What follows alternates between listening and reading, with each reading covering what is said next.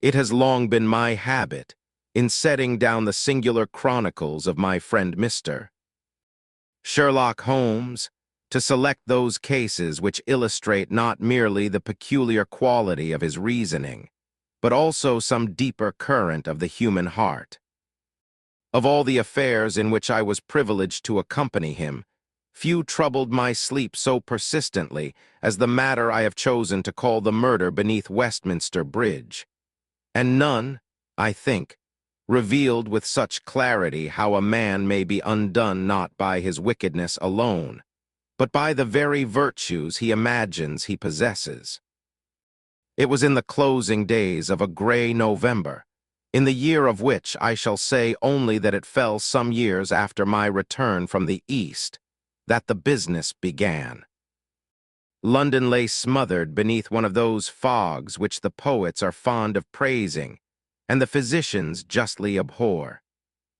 From the window of our sitting-room at Baker Street, I could scarcely discern the outline of the houses opposite, and the gas lamps burned as pale and forlorn as candles in a sick-room. The river of traffic below had thinned to a slow, muffled trickle, and the cries of the cabmen reached us dulled and distorted, as though the whole city had been wrapped in wet wool. Holmes had been in an ill humor for the better part of 3 days.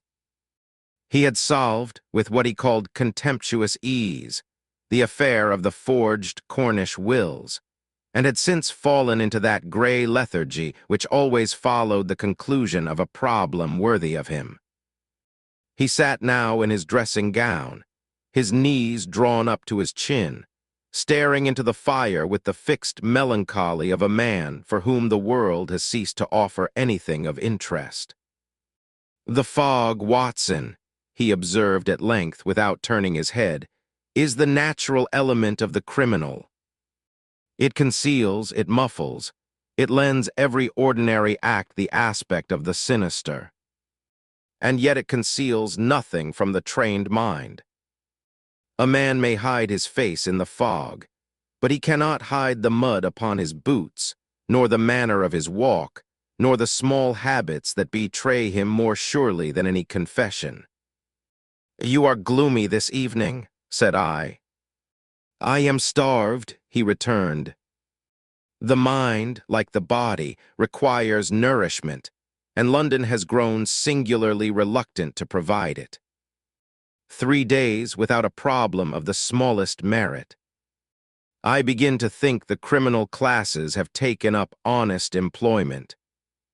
He had scarcely finished speaking when there came a ring at the bell below, and presently the tread of a heavy foot upon the stair.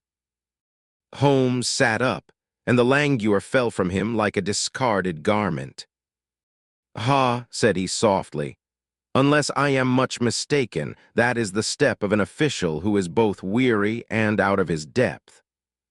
Come, Watson, perhaps the city has not abandoned us after all." The door opened to admit Inspector Lestrade, his sallow features pinched with cold and his overcoat beaded with moisture. He had the look of a man who had passed a sleepless night, and his customary self-assurance seemed to have deserted him. "Mr. Holmes," he began, "I am glad to find you at home. I have a matter that, well, I will be honest with you, for there is no profit in pretending otherwise. I have a matter that I cannot make head nor tail of." "Then you are the wiser for admitting it," said Holmes, waving him to the basket chair. "Sit down, Lestrade, and warm yourself. Watson, a glass for the inspector. Now tell me everything, and I beg you omit nothing, however trivial it may appear. It is the trivial that hangs men." Lestrade drank gratefully, and having recovered something of his composure, laid the matter before us.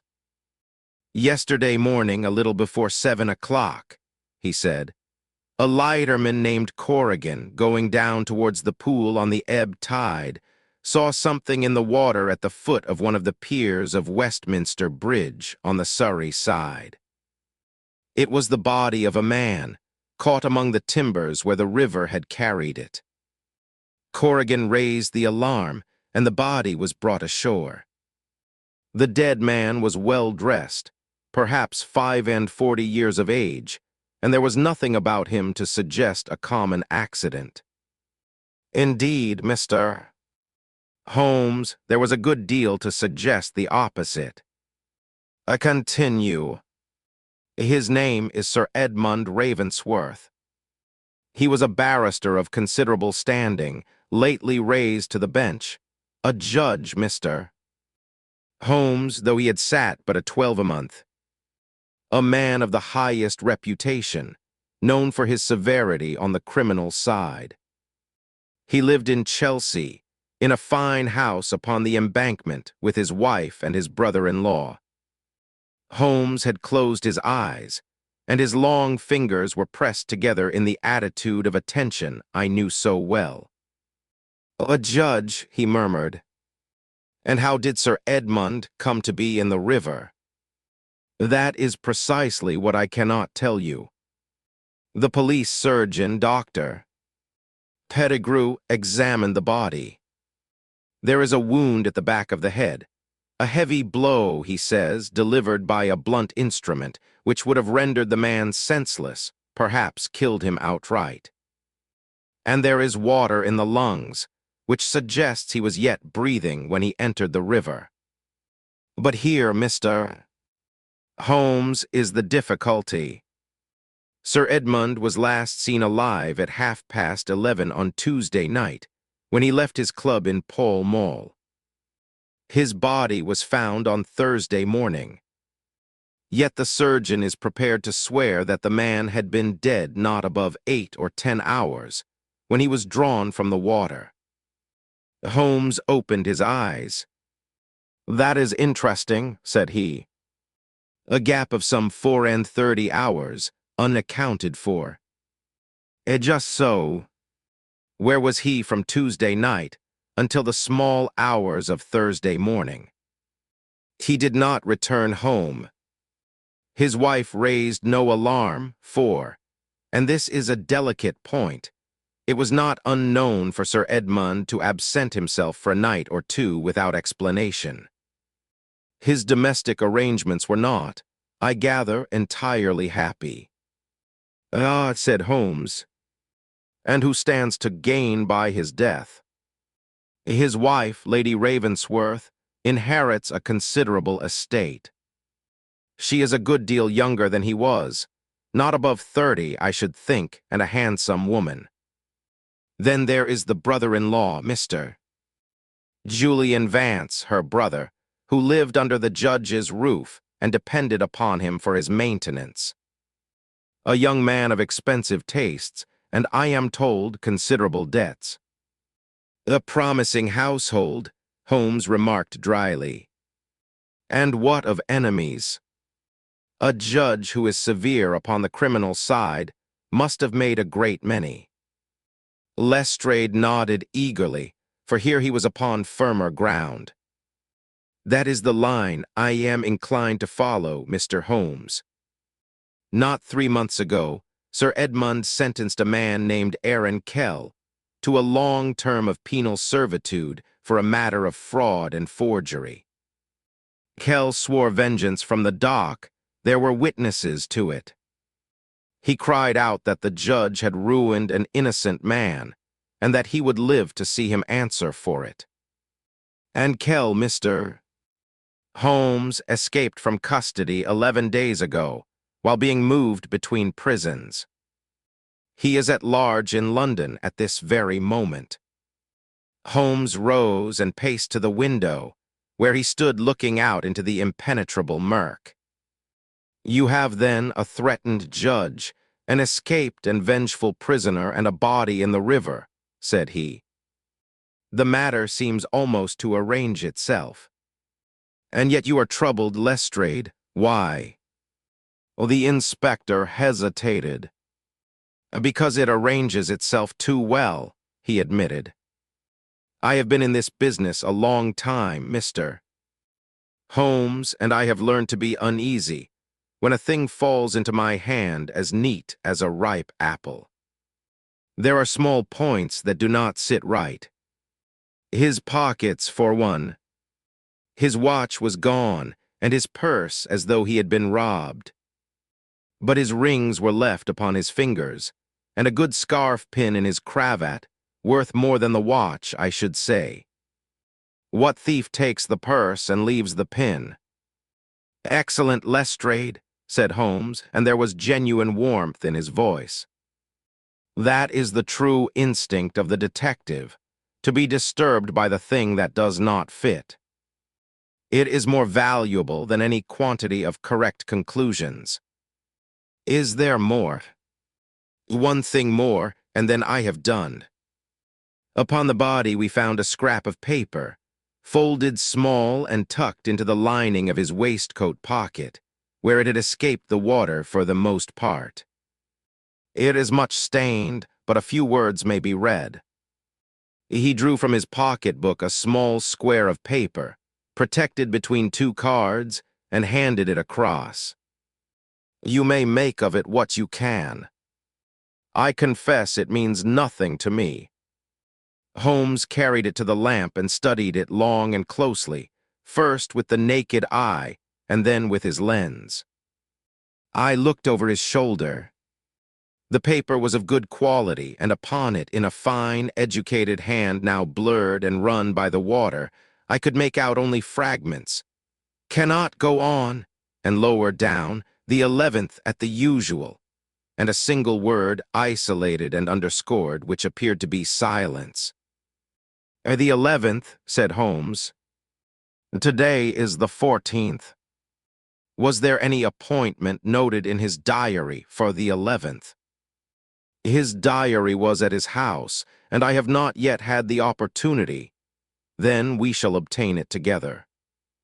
Lestrade, this is a case of the very first interest, and I am obliged to you for bringing it to me. Watson, if your patience can spare you, I should be glad of your company. There is a river to be looked at and a house in Chelsea, and I fancy the fog will lift before the day is out, though not, I think, the fog about this affair. We set out within the hour. The cab bore us first to the river, where Holmes insisted upon examining the very spot at which the body had been recovered. The fog had indeed begun to thin, breaking into drifting banks that revealed, and then concealed the great gray mass of the bridge and the sullen brown water sliding beneath it. A raw wind had risen from the east. Holmes stood a long while at the parapet, looking down at the piers, and then descended by a flight of slimy stone steps to the water's edge, where he crouched among the wet timbers with his lens, oblivious to the mud that stained the skirts of his coat. The tide, Lestrade, said he when he had climbed back to us. The Thames is tidal here, and its currents are a study in themselves. A body entering the water at Westminster on the ebb would be carried downriver towards the pool, which is where your lighterman found it, caught among the piers. But observe, the ebb runs for some 6 hours, and then the flood for 6 more. A body committed to the water might travel a great distance, and then be carried back. The river keeps its own counsel, and it does not surrender its secrets as readily as the inspector supposes. I should like to speak with your doctor. Pettigrew before the day is done. But first to Chelsea. The Ravensworth House was a tall and dignified building of gray brick upon the Chelsea embankment, its windows draped in the heavy mourning that convention demanded. A black wreath hung upon the door, and the knocker was muffled in crape. We were admitted by a manservant of grave and elderly aspect, whose red-rimmed eyes betrayed a grief more genuine, I thought, than any I was to encounter beneath that roof. We were shown into a drawing-room of somber magnificence, and there presently came to us Lady Ravensworth. I have set down that Lestrade described her as handsome, and the word did her scant justice. She was a woman of arresting beauty, tall and pale, with dark hair drawn back severely from a face of marble stillness. She wore mourning, and yet I could not rid myself of the impression that her sorrow was of the mind rather than the heart, that she grieved as one grieves at a solemn duty performed, and not as a wife bereaved. She received us with perfect composure. "You are the gentleman from Scotland Yard," said she, in a low, controlled voice.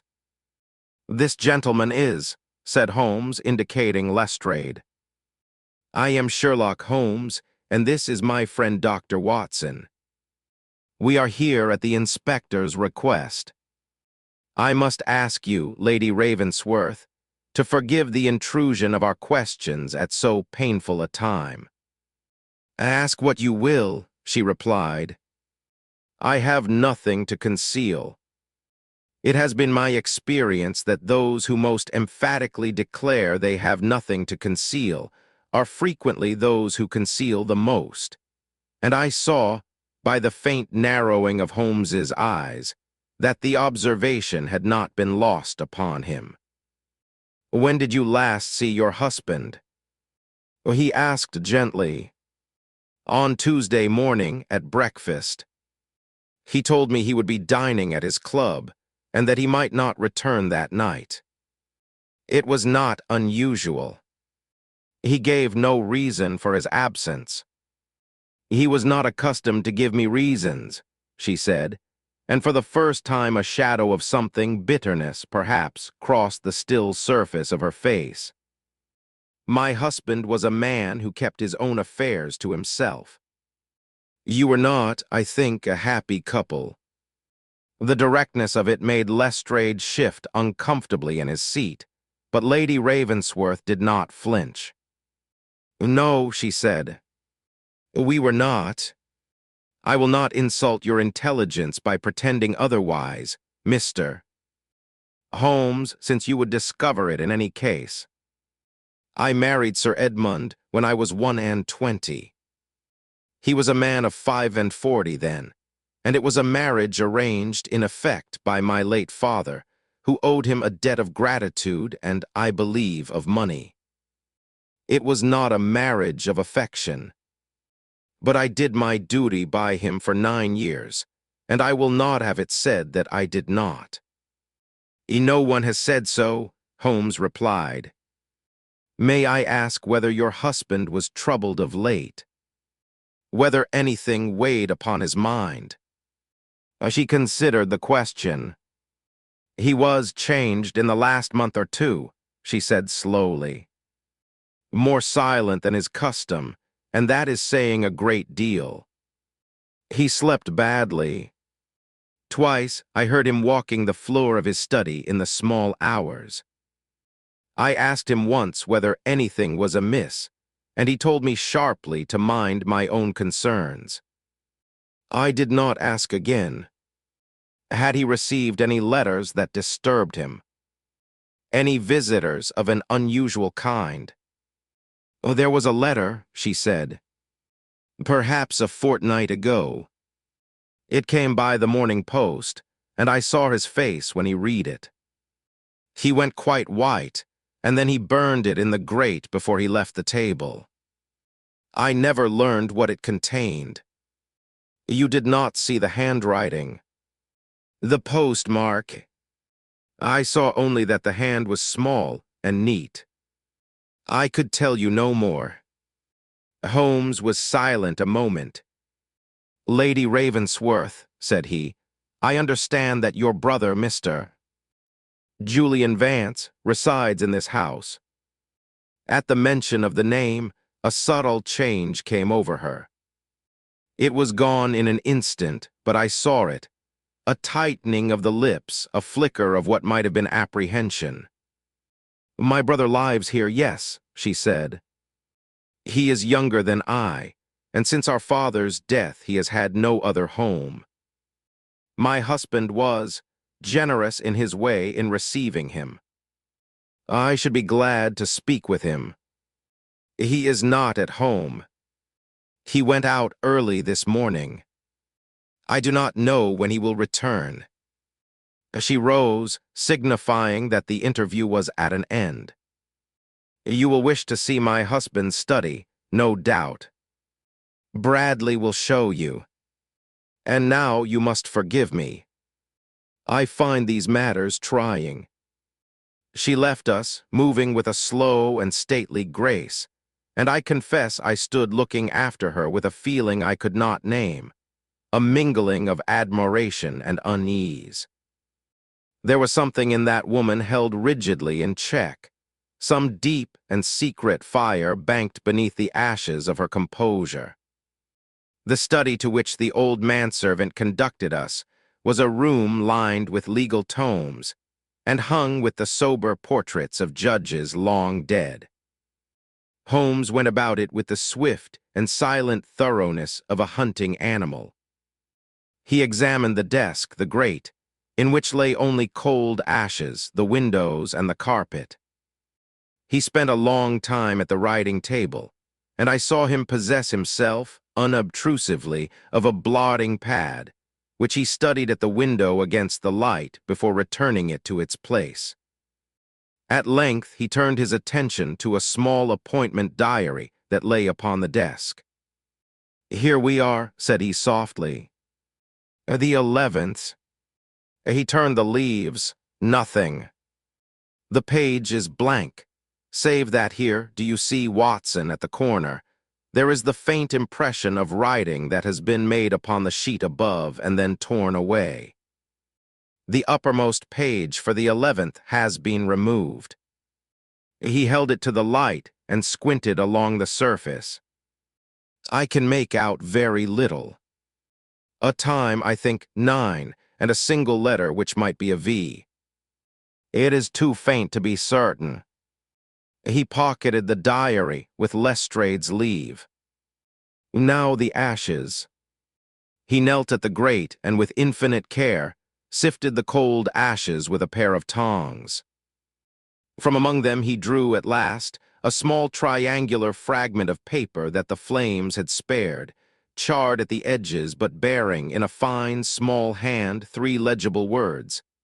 "Know the truth." "The same hand, I fancy, as your scrap from the river," said Holmes, comparing them. "Small, neat, educated. This, Lestrade, is the letter Lady Ravensworth saw her husband burn. He kept a portion of it, or attempted to destroy it and failed. Someone knew a truth about Sir Edmund Ravensworth, a truth so grave that a judge of the High Court went white at the reading of it, and walked his floor at night, and wrote upon a scrap of paper the single word silence." "A blackmail," said Lestrade. "So it would appear. And blackmail, gentlemen, is a very different animal from the vengeance of an escaped forger. The forger wishes his enemy dead.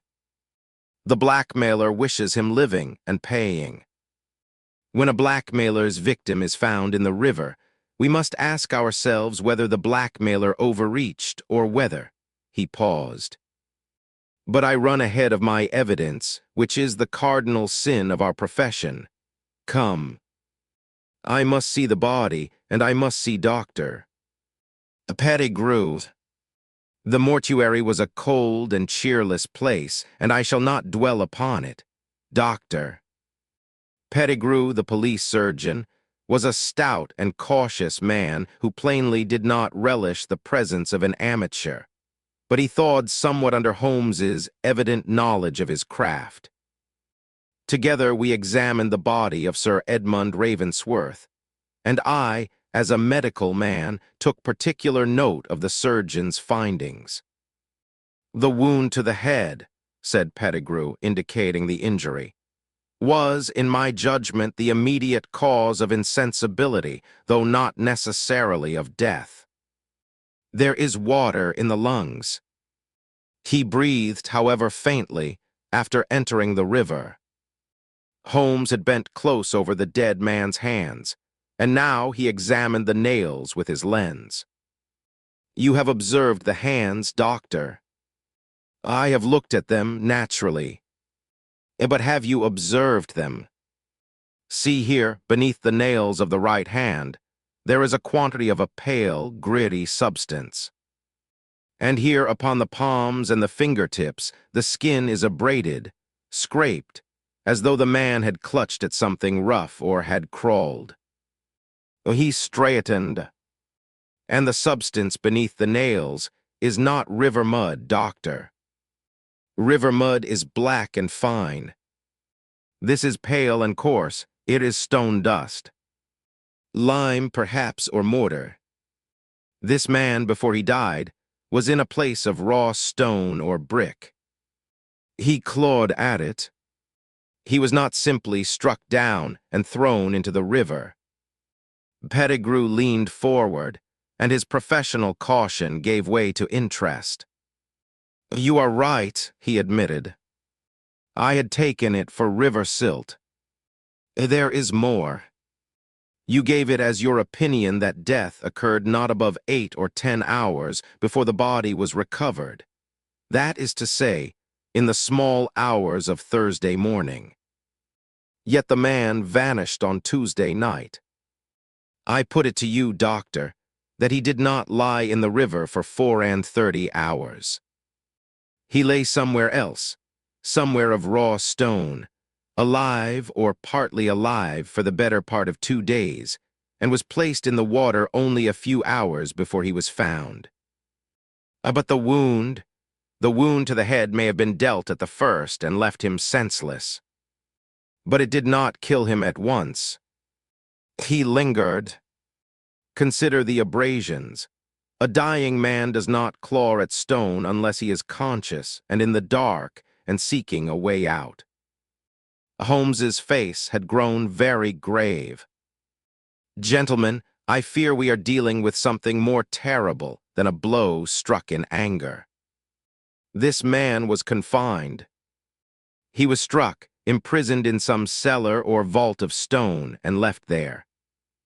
And when at last he died, or was near death, his body was carried to the river and committed to it, that we might believe he had drowned in the hour of his disappearance. A silence fell upon the cold room. I confess a shudder passed through me at the picture his words conjured. The injured man in the darkness, clawing at the stone, while above him the great city went about its business, all unknowing. Then the 34 hours, said Lestrade slowly, are the very heart of the matter.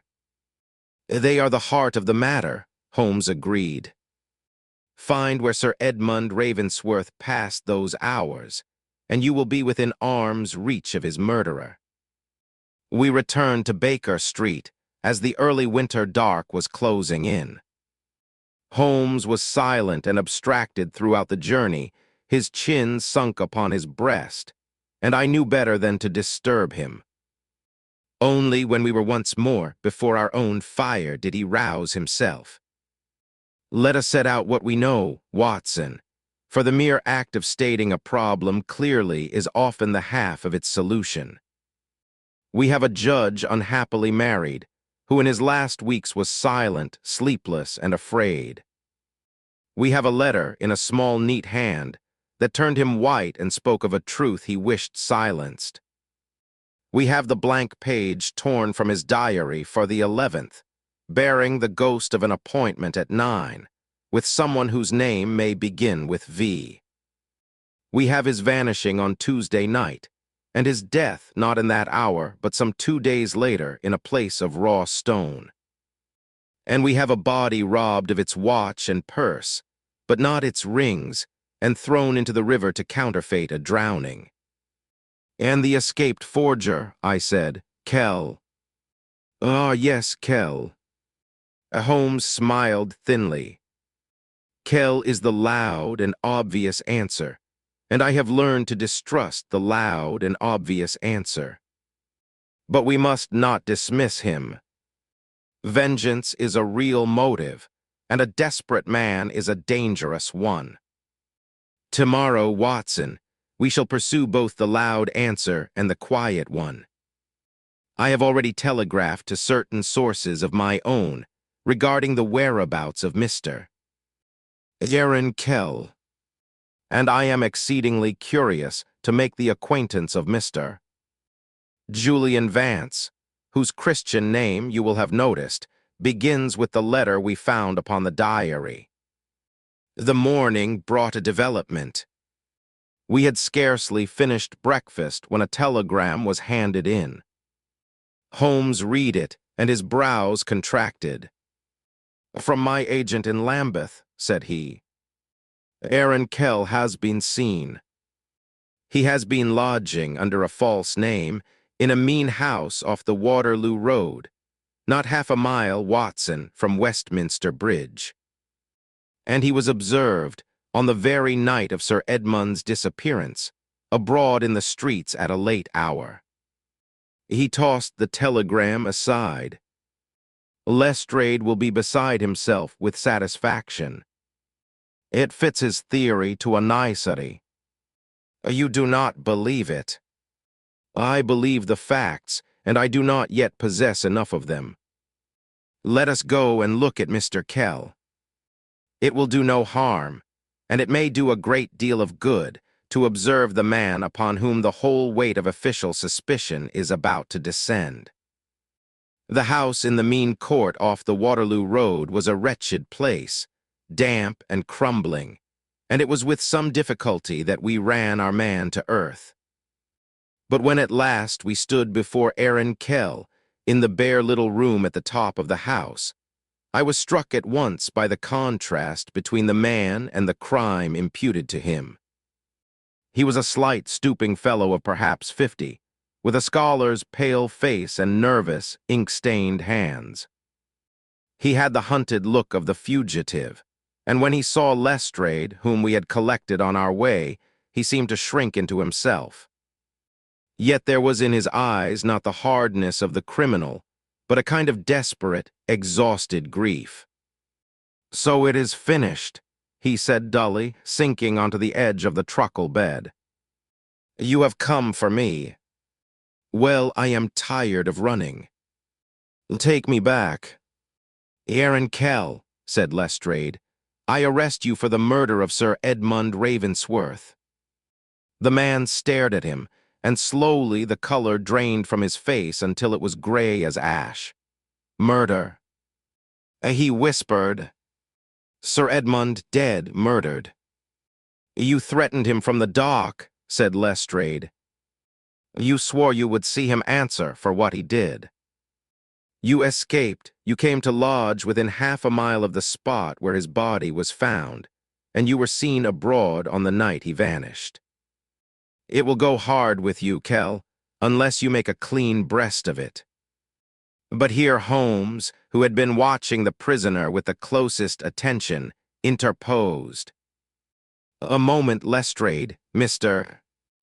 Kell, I am not of the police. I am here to learn the truth, whatever it may be. You say you did not know Sir Edmund was dead. I am inclined to believe you, for your astonishment, sir, was of a kind that is very difficult to counterfeit. Tell me, why did you come to this quarter of London? And where were you upon Tuesday night?" Kell looked at him with the dawning of a faint and fragile hope. "I will tell you the truth, sir, for I have nothing left to lose. I came to this quarter because," he faltered, "because Sir Edmund Ravensworth ruined me, and I could not rest until I had looked once more upon the man who did it. I did not come to harm him. I came, God help me, to plead with him. My wife is dying, sir. She is in the infirmary, not a quarter-mile from here. I broke from custody not to save myself, but to see her once before the end, and to beg the judge who condemned me to use his influence that she might have some small comfort in her last days. That is why I was abroad on Tuesday night. I was at the infirmary, at her bedside, from 9 until past midnight. The sisters will tell you so, ask them. There was a ring of truth in the man's voice that no artifice could have produced, and even Lestrade looked shaken. And your threat in the dock? I asked Holmes. I was a desperate man, condemned for a crime I did not commit, said Kell with a flash of the old fire. I said I would see him answer for it, and I meant before God, sir, not before any earthly weapon of mine. I was convicted of forgery. I am a poor scholar and a copyist by trade, and it is true that my hand can imitate another's. But I never forged those bills. I was made the scapegoat for another man's crime, and Sir Edmund, in his pride and his severity, would not see it. Holmes had grown very still. "You are a copyist," he said. "Your hand can imitate another's, Mr. Kell, I must ask you a strange question, and I beg you to answer it truthfully, for it may weigh more in your favor than you can guess. In the weeks before your trial, or since your escape, did you ever write, or copy, or have any dealings with a letter of a private and threatening nature addressed to Sir Edmund Ravensworth?" Kell shook his head in bewilderment. "Never, sir. Upon my soul, never. I have written no letter to that man in my life. What would be the use? He would not have read it." Holmes questioned him further, minutely, as to the details of his forgery trial, and I observed that with each answer his interest quickened.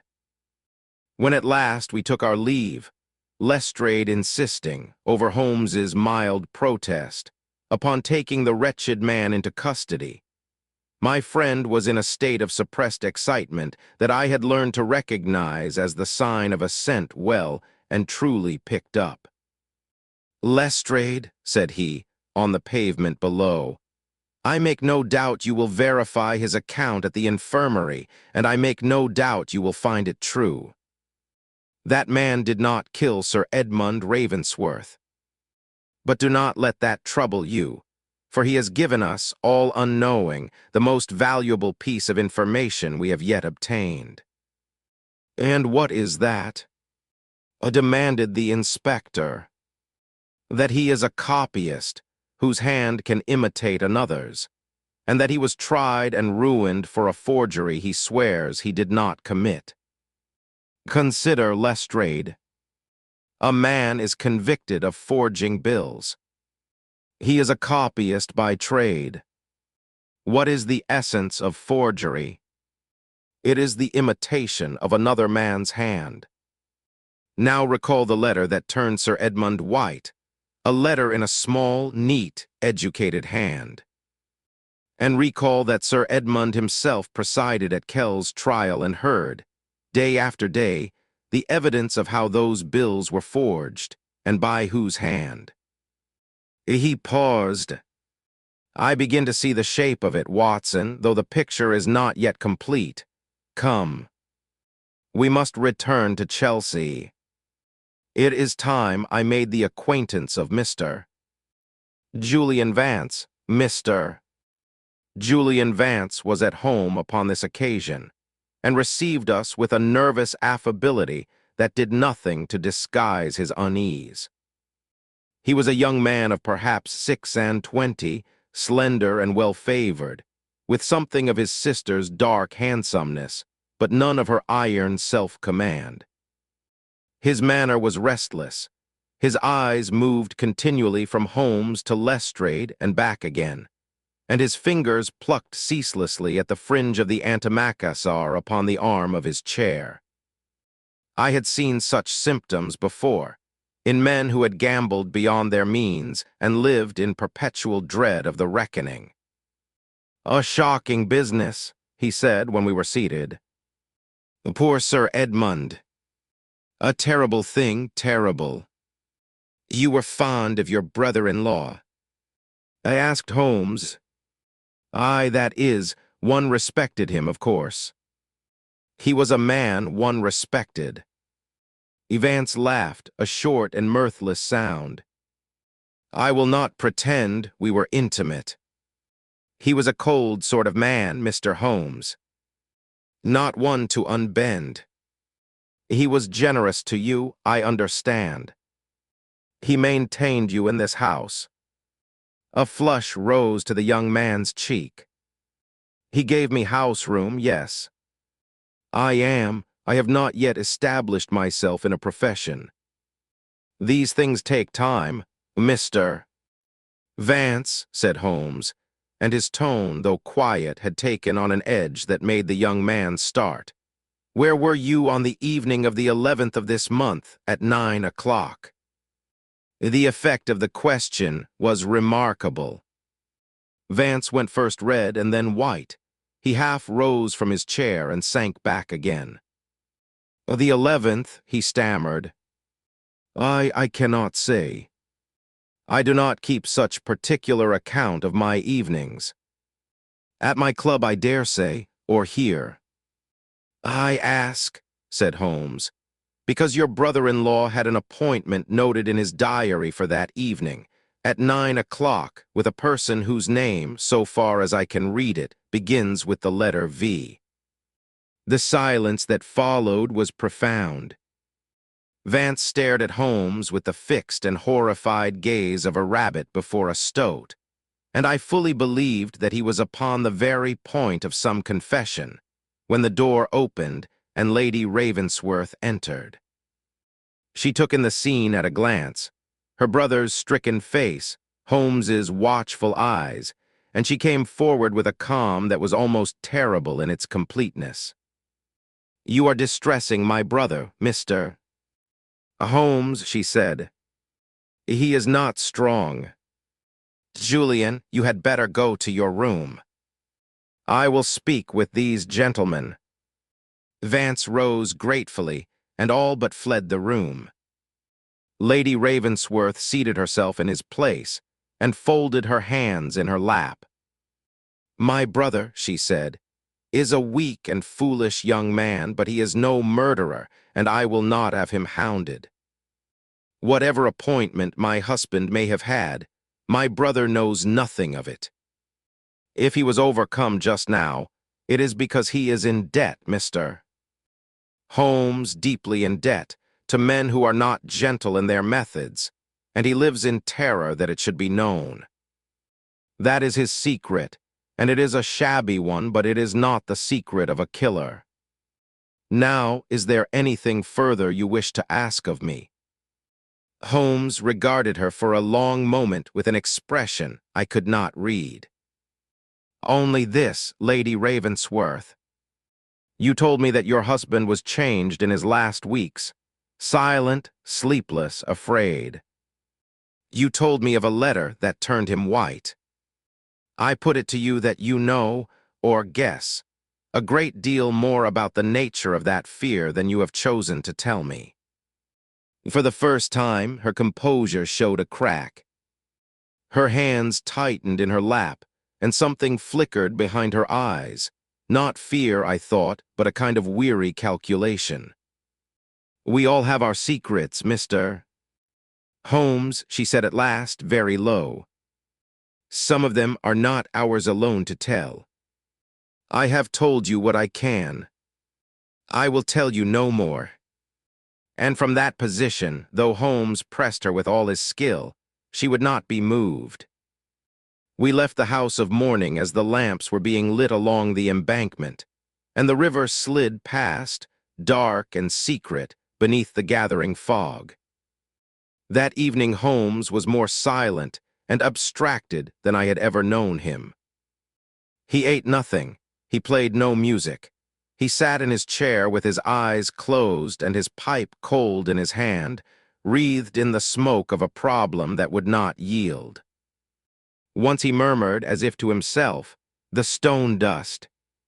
It always comes back to the stone dust. Where in the compass of a night's walk from Westminster is there a place of raw stone, empty and secret, where a man might be kept for 2 days and none the wiser? And once the letter. A small, neat, educated hand, and a copyist who swears he never wrote it. If he did not write it, Watson, who did? And why should a copyist be convicted of forging what he did not forge? I ventured no answer, and presently he waved me irritably to my bed. I came down the next morning to find him gone.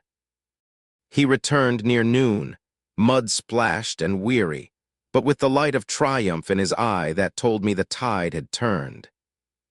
"I have not been idle, Watson," said he, flinging off his coat. "I have been walking the river, and reading old newspapers, and calling upon an ancient clerk of my acquaintance at Somerset House. And I have found what I sought." He rubbed his thin hands together. "Do you recall my question? Where near Westminster might one find a place of raw stone, empty and secret? I have found it. On the Surrey side, hard by the bridge, there stands a half-built warehouse, the work upon it abandoned these 6 months for want of funds.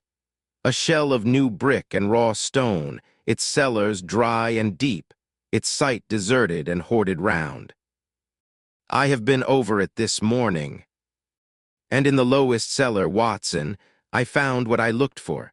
The marks of a man's fingers scored in the fresh mortar of the wall, a dark stain upon the stone that doctor. Pettigrew, I have no doubt, will pronounce to be blood, and this." He laid upon the table a gentleman's watch, its case dulled by damp, and a leathern purse. "Sir Edmund's watch and purse," I cried, "thrown into a corner, that we might be sure it was no common robbery. There in that black cellar, Sir Edmund Ravensworth was struck down and left to die, alone in the dark for the better part of 2 days. And there, when he was dead, his body was carried but 100 yards to the river and cast in. Holmes's face was set and stern. It was a cruel death, Watson, cruel and cold and deliberate. Whoever devised it is a person of no ordinary hardness of heart." "But who, Holmes? You speak as though you knew." "I begin to know," he said slowly.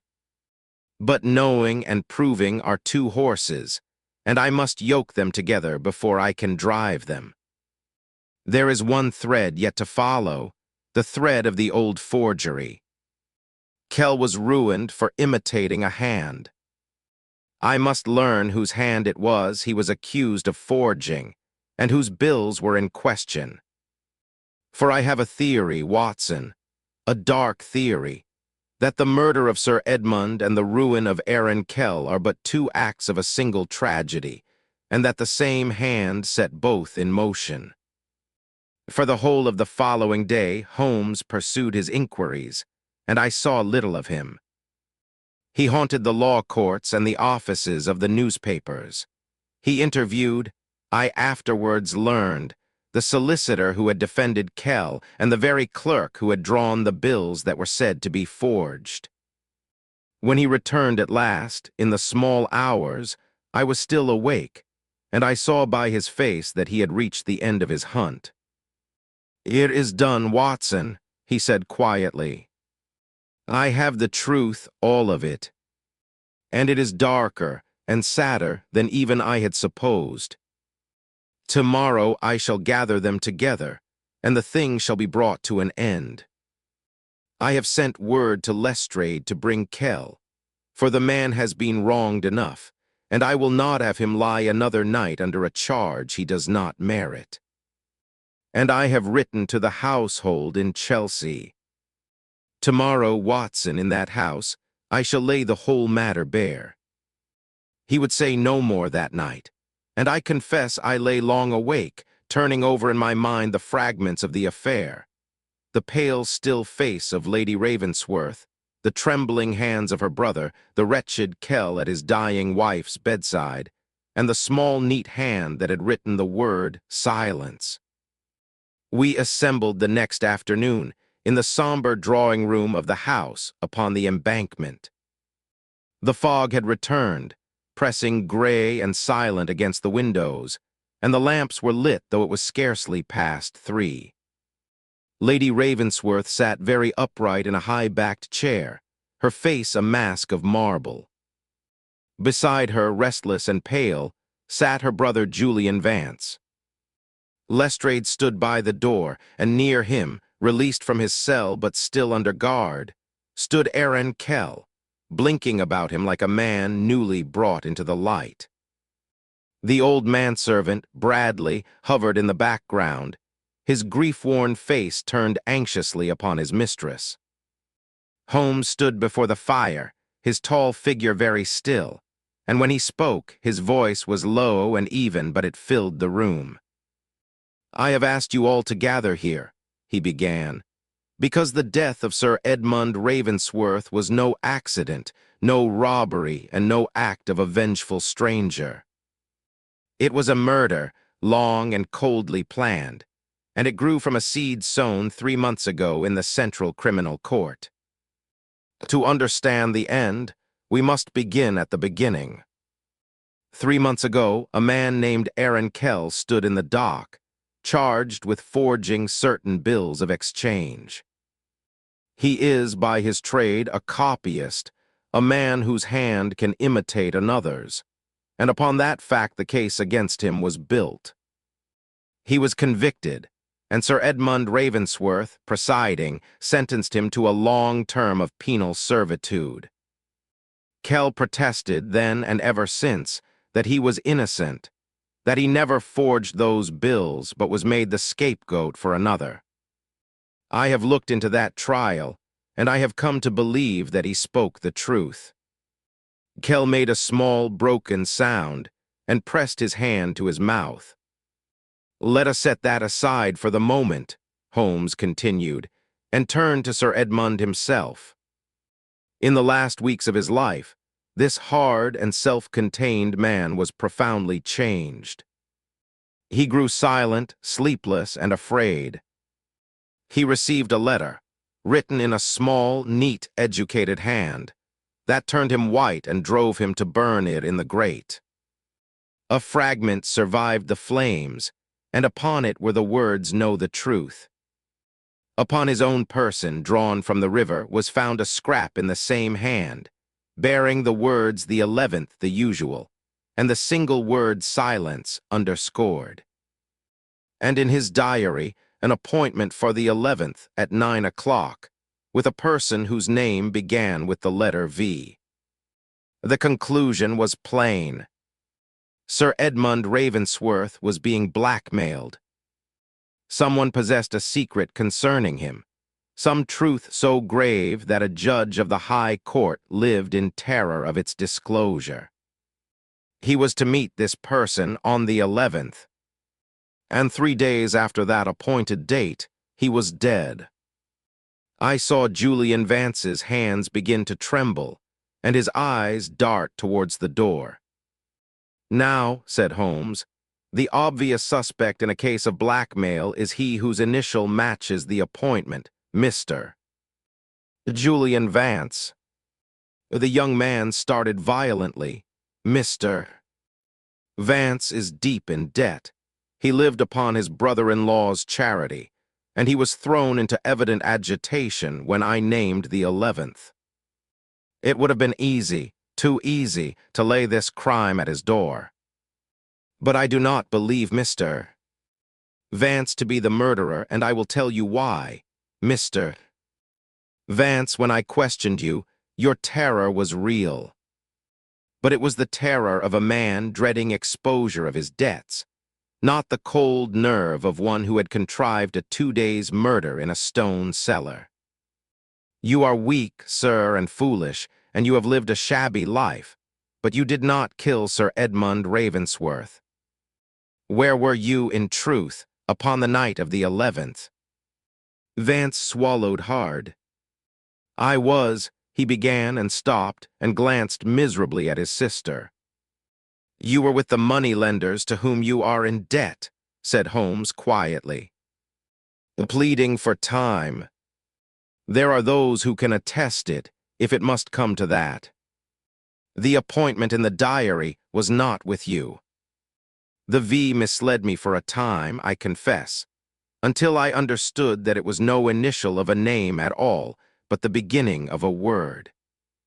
The word, I believe, was vault or vaults. The place of the appointment. The place of raw stone. He turned, for Sir Edmund did not go to that meeting alone and unsuspecting.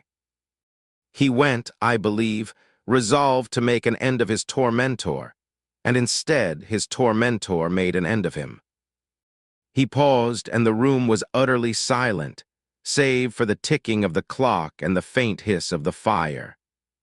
"Let us return to the secret," said Holmes. What truth could so terrify a judge? I found the answer in the old trial. Aaron Kell was convicted of forging bills drawn upon a certain banking house. But it was not Kell who forged them. The bills were forged by another, and Kell, an innocent copyist with a suggestive trade, was deliberately thrown to the law to shield the true criminal. Sir Edmund Ravensworth, I am now convinced, knew this. He suspected, or came to learn during the trial, that he was condemning an innocent man. And yet, for reasons I shall come to, he allowed the innocent man to be condemned. That was the truth. That was the guilt that gnawed at him. And that was the truth with which he was blackmailed. Not that he had committed a crime, but that he had permitted a monstrous injustice and knew it, and held his tongue. Kell had risen to his feet, his pale face working. Why? He cried. Why would he do such a thing? Why would he let me hang for another's sin? Because, said Holmes very gently, the true forger was one whom Sir Edmund could not expose without destroying himself and all he held dear. The true forger, Mr. Kell, was someone within this very household. Every eye turned. Julian Vance shrank back in his chair. But Holmes did not look at him. He looked at Lady Ravensworth. It was your brother, was it not, Lady Ravensworth? Said Holmes softly. It was Julian who forged those bills. He is deep in debt. He has the desperation of the ruined gambler. And I have established from the solicitor who defended Kell that the bills in question were connected with a firm to which Mr. Vance owed money. When the forgery came to light and Julian stood in peril of the dock, it was contrived, by whom I shall say in a moment, that the blame should fall upon the copyist Kell, whose trade made him a plausible culprit. Sir Edmund, on the bench, came to perceive the truth. But to expose the real forger would have been to send his own wife's brother, a member of his household, to penal servitude, to bring open scandal and ruin upon his name and hers. And so the judge, that hard and upright man, made the one crooked choice of his life. He let the innocent man be condemned, and he shielded the guilty. Julian Vance had buried his face in his hands and was weeping, shallow, frightened tears. But Lady Ravensworth sat unmoving, her eyes fixed upon Holmes, and her face had gone from marble to ash. You have reasoned well, Mr. Holmes, she said at last, in a voice so low we strained to hear it. You have reasoned very well. But you have not yet named my husband's murderer. No, said Holmes. I have not. I have come to it now. He drew a long breath. The letter that terrified Sir Edmund was written in a small, neat, educated hand. It threatened to expose the truth of the Kell affair unless he was silent, unless, I think, he agreed to some demand. The blackmailer knew the whole story of the forgery and the false conviction. Who could know that story so completely? Not Kell, who was innocent and bewildered. Not a stranger. Only one who had been present at every stage of it, who knew that Julian forged the bills, who knew that Kell was made the scapegoat, and who knew that Sir Edmund on the bench had seen the truth and buried it. He turned fully towards Lady Ravensworth, and his voice, though it never rose, seemed to fill the room to its farthest corner. "You knew all of it, Lady Ravensworth. And it was you who wrote that letter. It was you who contrived in the first place that Kell should take the blame, for it was you who could not bear to see your brother, the last of your blood, dragged to prison. You who set the trail towards the copyist. You who then, when your husband had made himself complicit in the injustice, held that complicity over him. Not for money, you had no need of money. For power, for freedom. You have told me yourself that yours was a loveless marriage, a bargain struck by your father, a servitude of 9 years. You wrote to your husband that you knew the truth and would reveal it and destroy him unless he set you free. Free, she repeated, and there was in the word a bitterness that chilled me to the bone. He would not consent, Holmes went on. A judge of his pride could not endure to be so ruled, even by his wife, perhaps least of all by his wife. He resolved to end it. The appointment for the 11th at 9 at the vaults, the abandoned warehouse by the river, was made, I believe at your suggestion, upon some pretext of settling the matter finally between you. He came to that dark and secret place meaning, perhaps, to buy your silence, or to threaten you, or to make some last appeal. And there he was struck down. You accuse me, said Lady Ravensworth slowly, of striking down a man twice my size and carrying his body to the river. No, said Holmes. I do not. You had a confederate, one who loved you and would do murder at your bidding. One who has served this house long and faithfully, and whose devotion is not to its master, but to its mistress. And now at last Holmes turned, and every eye followed him to where the old manservant Bradley stood in the shadow by the wall, his worn face gray, his hands shaking, the tears standing in his red-rimmed eyes. Is it not so, Bradley? I said Holmes gently. You have known Lady Ravensworth since she was a child in her father's house. You followed her into this marriage as her own servant. You saw her unhappiness, and it broke your old heart. When she asked it of you, when she told you it was the only way to set her free, you could not refuse her. You went with her to the vaults. You struck Sir Edmund down. And then Holmes's voice dropped almost to a whisper. And then, God forgive you, when the blow did not kill him, when he lay senseless but breathing, you could not bring yourself to strike again. You left him there. You told yourself, perhaps, that he might yet be found, that you had not truly murdered him. And you locked the door, and you went away, and you left an injured man alone in the dark to die by inches over 2 long days. That, Bradley, is the cruelest part of all, and it was born, I do believe, not of hardness of heart, but of a weakness that could not finish what it had begun. A terrible silence held the room.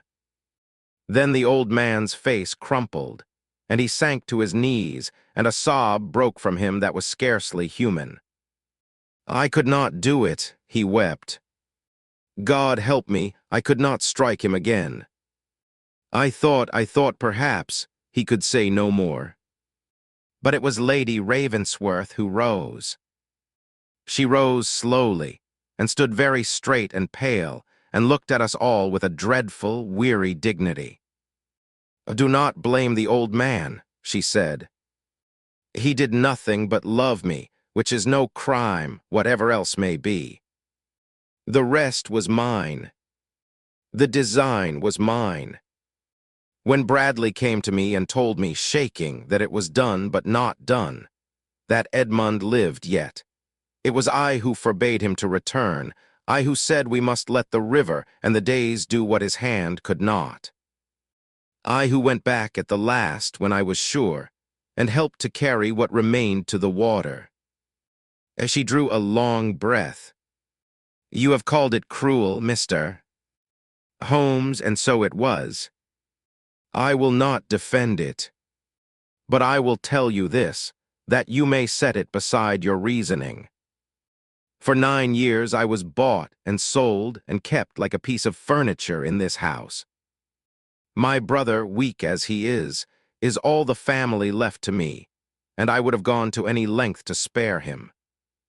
And when my husband chose to let an innocent man rot in prison rather than risk a stain upon his precious name, when I saw the coldness of the man to whom I was chained, something in me that had been dying for 9 years finally died altogether.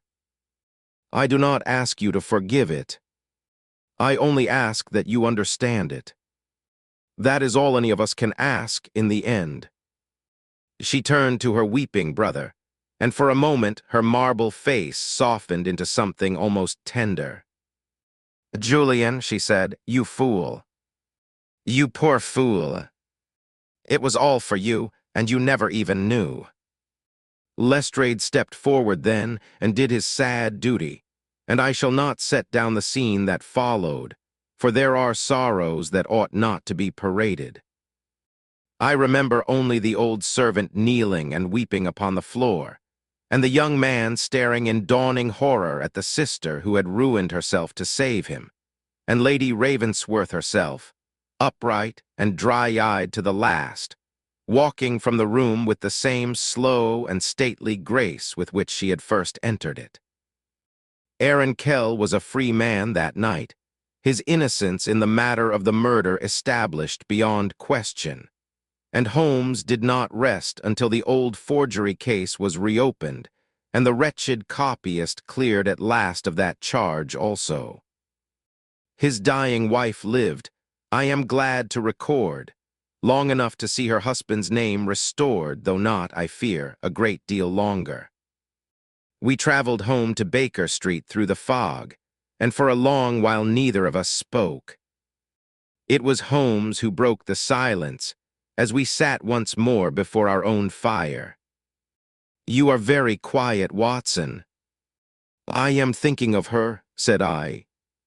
"Of Lady Ravensworth. I cannot make her out. She did a monstrous thing, a cold and cruel thing." And yet you pity her," said Holmes. "So I confess, do I, though pity must never be permitted to cloud the judgment. She was not born wicked, Watson, few are. She was a woman of great strength and great pride, poured into a life that had no room for either, married for money, kept for show, and finally chained to a man who proved, in the crisis, to be as morally hollow as she had always feared. Do not mistake me. Nothing she suffered can excuse what she did. To leave a man to die by inches in the dark is a horror I shall not soon forget, and no injury of her own can wash it clean. But it is possible to condemn the deed and yet grieve for the woman, and I think the wisest among us learn to hold both truths at once. And Sir Edmund, said Holmes slowly, was in his way the author of his own destruction. He was an upright man, everyone agrees upon it, stern, incorruptible, a pillar of the law. And yet when the law came into conflict with his pride and his good name, he chose his name and let an innocent man be broken. That was the crack in the pillar, Watson. It is a curious thing, but I have observed it again and again. It is not the openly wicked who come to the strangest ends, but the good who make one crooked choice, and then must spend the rest of their days defending it. The single lie is a heavier burden than a lifetime of honest sin, for it must be fed and hidden and paid for over and over, until at last it devours the one who told it. He fell silent, gazing into the fire, and the last of the flames threw the fine, sharp lines of his face into shadow and light. "It is a melancholy business altogether," he said at last. "We have caught a murderess and freed an innocent man, and I suppose that is justice of a kind. But I take no joy in it, Watson. There are cases that end in triumph, and there are cases that end only in sorrow, and this has been of the second sort. Play me something, will you? Something quiet. I find I have no heart tonight for anything else." And so, while the fog pressed gray against the windows and the great river slid unseen towards the sea, carrying its secrets down to the darkness, I took up the violin and played softly in the firelight until the small hours stole upon us, and the sad affair of the murder beneath Westminster Bridge passed at last into the silence of things done and gone beyond recall.